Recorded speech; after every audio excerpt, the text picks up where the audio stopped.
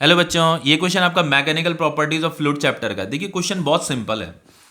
ये वाला क्वेश्चन है, ठीक है। यहाँ पे figure A B and C figure दे रखे हैं, तो ये फिगर मैंने यहाँ पे बना रखा है।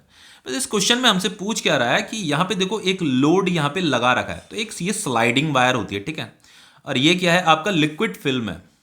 हमने क्या किया, इस फ्रेम को देखो, ये डिफरेंट डिफरेंट शेप के आपको फ्रेम दिख रहे होंगे। इस फ्रेम को किसी सॉल्यूशन के अंदर डिप किया तो बाहर जब निकाला तो एक फिल्म ये बनी, एक फिल्म ये बनी, एक फिल्म ये बनी।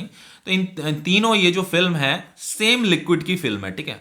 सेम सॉल्यूशन के अंदर इन्हें डिप किया, फिर बाहर निकाला तो ये फिल्म बन जाएगी। तो यहाँ पे एक लोड हमने लगा रखा है, ठीक है। तो अब ये लोड क्या हो रहा है, बैलेंस हो रहा है। किसकी वजह से, ये लिक्विड फिल्म क्या कर रही है, इस लोड को क्या कर रही है, बैलेंस कर रही है। लेकिन यहाँ पे का जो लोड है ना, ये हमें गिवन है, इतना है, इतना न्यूटन हमें दे रखा है। लेकिन यहाँ पे का लोड नहीं दे रखा है हमें, हमसे पूछ रहा है ये वाला लोड फाइंड कीजिए। और ये जो स्लाइडिंग वायर है ना, यहाँ पे एक स्लाइडिंग वायर होती है जिसमें हमने ये लोड लगा रखा है। तो इस लोड की वजह से सरफेस थोड़ा सा स्ट्रेच करता है, पर सरफेस टेंशन की वजह से अंदर की तरफ फोर्स भी लगती है। पता ही होगा आपको, अंदर की तरफ भी तो फोर्स लगेगी सरफेस टेंशन की वजह से, ऐसे अंदर की तरफ। तो उसी फोर्स ने क्या कर रखा है, इस लोड को बैलेंस कर रखा है, ठीक है। तो बस हमसे क्या पूछ रहा है, हमें यहाँ पे का ये जो लोड है ना, ये लोड बताना है। तो बहुत ही सिंपल क्वेश्चन है। देखो यहाँ पे कह रहा है so a thin liquid film supporting a small weight. तो ये जो फिगर ए में ये जो लिक्विड फिल्म है, ये इसको सपोर्ट कर रही है, ठीक है। क्यों सपोर्ट कर रही है, क्योंकि अंदर की तरफ एक फोर्स लग रहा है। और ये जो फोर्स दे रखा है, इस लोड की वजह से जो नीचे की तरफ जो वेट है वो 4.5 इंटू 10⁻⁻² न्यूटन दे रखा है। फिर कह रहा है what is the weight supported by film of the same liquid at the same temperature in figure B and C. Figure B and C के लिए क्वेश्चन पूछा है हमसे, बी एंड सी के लिए क्वेश्चन पूछा। वो क्वेश्चन ये पूछा है कि what is the weight supported by film, कि ये जो फिल्म है ये यहाँ कितना वेट सपोर्ट कर रही है, बस ये पूछ रखा है, बाकी कुछ भी नहीं है। तो देखो आंसर पता है क्या है इसका, जितना वेट यहाँ है ना उतना ही वेट यहाँ भी होना चाहिए। क्यों, क्योंकि टेम्परेचर तीनों ही केसेस में क्या है, सेम है। यहाँ पे भी टेम्परेचर सेम है, यहाँ पे भी टेम्परेचर सेम है, यहाँ पे भी टेम्परेचर सेम है, और लिक्विड भी तीनों ही केसेस में सेम है। तो इस ये जो लिक्विड फिल्म है इसका सरफेस टेंशन क्या होगा, सेम ही तो होगा। सरफेस टेंशन ने ही तो इस लोड को क्या कर रखा है, बैलेंस कर रखा है। इसकी सरफेस टेंशन की वजह से यहाँ फोर्स लग रही है। तो लिक्विड भी सेम है, टेम्परेचर भी सेम है, क्योंकि टेम्परेचर से सरफेस टेंशन चेंज होने लगता है। तो पर टेम्परेचर तो चेंज हो नहीं रहा है तीनों ही केसेस में, तो सरफेस टेंशन भी सेम होगी, ठीक है। इतना समझ में आ रहा है। तो आपको यहाँ पे क्या लिखना है, यहाँ पे आपको पहले ये लिखना है कि लिक्विड, यहाँ मैं सॉल्यूशन लिख रहा हूं, liquid is same in all three cases, ठीक है। लिक्विड तीनों केसेस में सेम है। And temperature is also same, temperature भी हमें दे रहेगा इज ऑल्सो सेम। देयरफॉर देखो टेम्परेचर भी सेम है और आपका ये लिक्विड भी सेम है, तो होगा क्या, जो सरफेस टेंशन होगा वो भी सेम होगा। तो सरफेस टेंशन फॉर, जो सरफेस टेंशन यहां पे होगा ना वही सरफेस टेंशन यहां पे भी होगा, यहां पे भी होगा। Surface tension for A B and C, तीनों के लिए सरफेस टेंशन क्या होगा, will be same, will also be same. क्योंकि सरफेस, अब देखो पता क्यों है, देखो यहाँ पे ये जो स्लाइडिंग वायर है ना, इसका लेंथ कितना दे रहेगा, 40 सेंटीमीटर ही गिवन है। ये स्लाइडिंग वायर 40 सेंटीमीटर, ये स्लाइडिंग वायर होती है, इसी में हमने ये लोड क्या कर रखा है, लटका रखा है। तो यहाँ पे देखो ये 40 सेंटीमीटर 40 सेंटीमीटर 40 सेंटीमीटर दे रखा है, ठीक है। अब हमें ये लोड कैलकुलेट करना तो बहुत सिंपल हो जाएगा। तो लोड बस लोड समझिए, तीनों केसेस में सरफेस टेंशन भी सेम, यहाँ पे सरफेस टेंशन भी सेम, ये लेंथ भी सेम, तो टेम्परेचर भी सेम, तो लोड भी सेम ही होगा। चलो सबसे पहले यहाँ पे का सरफेस टेंशन कैलकुलेट कर लेते हैं। तो सरफेस टेंशन का फॉर्मूला क्या होता है, आपका फोर्स डिवाइडेड बाय लेंथ होता है, ठीक है। फोर्स डिवाइडेड बाय लेंथ होता है।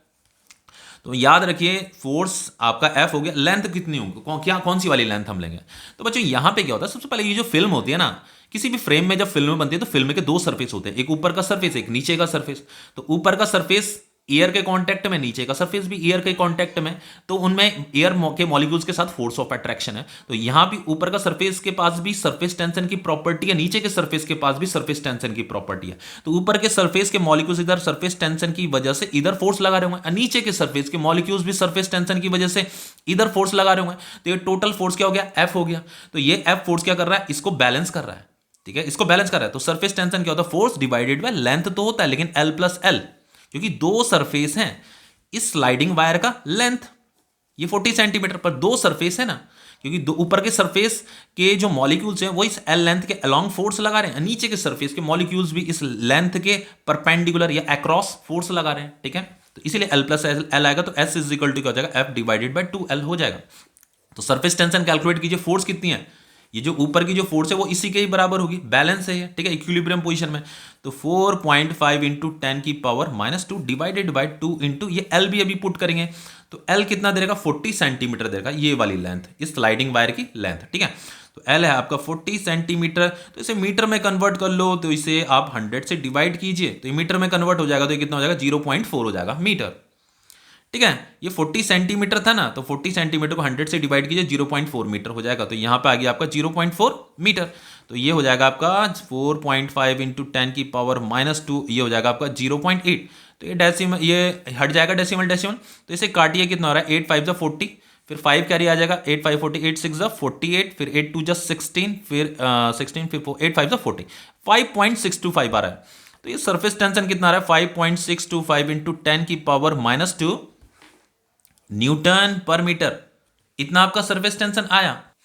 अब देखिए बच्चों, यहां पे का लोड हमें बताना है, तो भाई यहां पे का जो सरफेस टेंशन होगा, देखो सरफेस टेंशन के फॉर्मूले में क्या आता है, फोर्स डिवाइडेड बाय ये लेंथ आता है। तो देखो यहां पे का सरफेस एरिया आपको अलग दिख रहा होगा, ये सरफेस थोड़ा छोटा दिख रहा है, ये वाला सरफेस थोड़ा बड़ा दिख रहा है, ये वाला सरफेस थोड़ा और डिफरेंट दिख रहा है, इसी से कंफ्यूजन दिमाग में आ रहा था। पर कंफ्यूज होने की कोई जरूरत ही नहीं होती, सरफेस टेंशन कभी भी जो होता है सरफेस एरिया पे डिपेंड नहीं करता।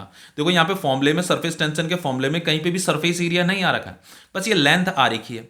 तो ये वाली लेंथ, ये जो स्लाइडिंग वायर की लेंथ है, यहाँ पे भी सेम, तीनों ही केसेस में लेंथ भी सेम है, ठीक है। तो फोर्स भी भाई वो अक्सर, लिक्विड भी सेम है, लिक्विड भी सेम है, क्वेश्चन में गिवन है, टेम्परेचर भी सेम है, तो सरफेस टेंशन भी क्या होगा, तीनों ही केसेस में सेम होगा। तो फाइनली ये वाली जो फोर्स होगी ना, ये जो फोर्स, इनवर्ट जो फोर्स होगी, जो इसे बैलेंस करेगी, इस वाले वेट को बैलेंस करेगी, यहां पे भी जितना फोर्स यहां लग रहा है उतना ही फोर्स यहां पे लगेगा, तो हमें उतना ही, मतलब जितना लोड ये इसे बैलेंस करना, उतने ही लोड को ये वाला सरफेस टेंशन भी बैलेंस करेगा, क्योंकि तीनों ही केसेस में सरफेस टेंशन सेम है, ठीक है। तो ये क्वेश्चन कंप्लीट हो गया।